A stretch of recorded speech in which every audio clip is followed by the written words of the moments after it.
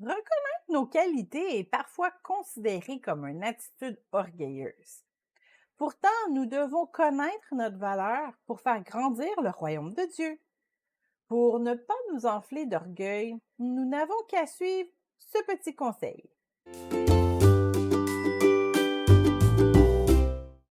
Il est facile de nommer nos défauts et nos faiblesses, mais souligner nos forces et nos talents est parfois plus délicat.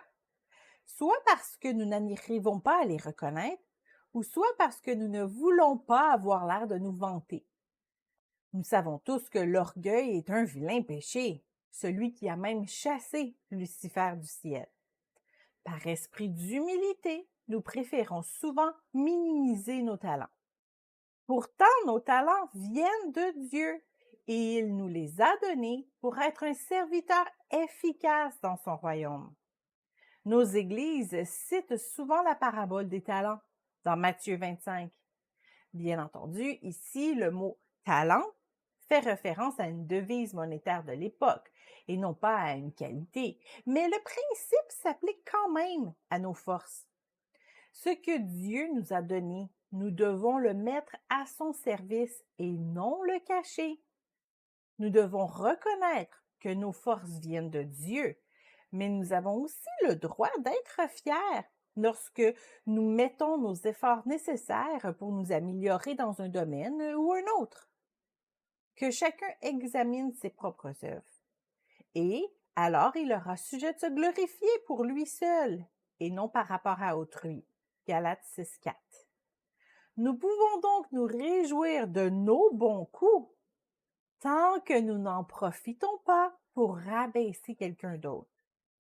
Nous ne devons pas être comme les pharisiens dans Luc 18.11 qui disait « Ô Dieu, je te rends grâce de ce que je ne suis pas comme le reste des hommes qui sont ravisseurs, injustes, adultères ou même comme ce publicain. » Même Paul était parfois fier de son travail et de ses disciples. « J'ai une grande confiance en vous.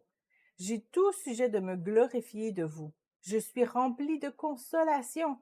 Je suis comblé de joie au milieu de toutes nos tribulations. » 2 Corinthiens 7.4. Il n'a pas dit « Je me glorifie de vous parce que je fais un meilleur travail que Pierre. » Il ne s'est pas comparé, mais il était satisfait de son travail et de la réponse des Corinthiens. Si nous évitons les comparaisons, nous évitons de tomber dans l'orgueil. Une autre façon de rester dans l'humilité face à nos forces, c'est de les utiliser pour servir le Seigneur, autant devant les foules qu'en privé avec un frère ou une sœur. Une jeune femme avait un talent évident pour chanter, mais elle n'acceptait que d'utiliser son talent devant une assemblée, microphone à la main. Avec le temps, elle a appris à reconnaître que son attitude était très orgueilleuse et elle a décidé de servir Dieu dans sa communauté avec son talent en toute humilité. Un soir, une sœur très découragée lui a téléphoné et après avoir prié pour elle, elle lui a doucement chanté un cantique pour lui apporter la paix. La sœur a été restaurée complètement. La jeune femme a enfin appris à se servir de son talent en toute humilité. Dieu lui a permis à d'autres occasions d'édifier son assemblée, mais elle a compris avec cet événement que son talent doit être utilisé au moment où Dieu le désire, peu importe la récompense. Mais quand tu fais l'aumône, que ta main gauche ne sache pas ce que fait ta droite, afin que ton aumône se fasse en secret, et ton Père qui voit dans le secret te le rendra. Matthieu 6, 3 et 4. Enfin, un autre moyen de s'éloigner de l'orgueil lorsque nous avons des talents, c'est de nous placer dans une position de service. Si vous croyez que vous êtes supérieur aux autres à cause de votre talent, vous faites fausse route. Si vous avez un grand talent, c'est parce que vous êtes appelé à un grand service. En vous plaçant en position de serviteur, vous resterez dans l'humilité.